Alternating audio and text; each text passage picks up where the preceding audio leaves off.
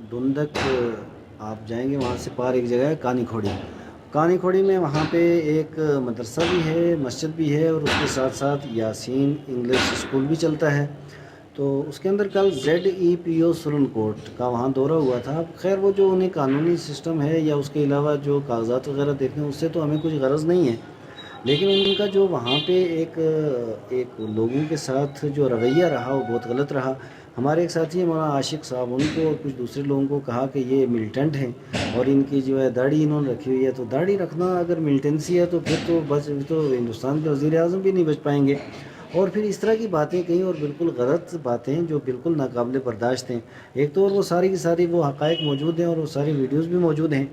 और फिर उसके बाद ये सब कुछ कहने के बाद, यानी ये सारी चीज़ें ली और बिला वजह उन्होंने को तंग किया।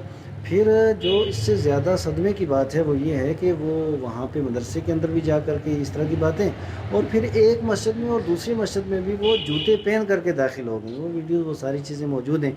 अब मुझे बताइए कि जो मज़हबी मकामात जितने भी हैं, किसी मज़हब के साथ ताल्लुक़ रखने वाले, अगर इस तरह की तौहीन होगी, जूते पहन करके बंदा अंदर चला जाएगा, तो उसका फिर आखिर रिज़ल्ट क्या हो सकता है हमारे माशरे पे।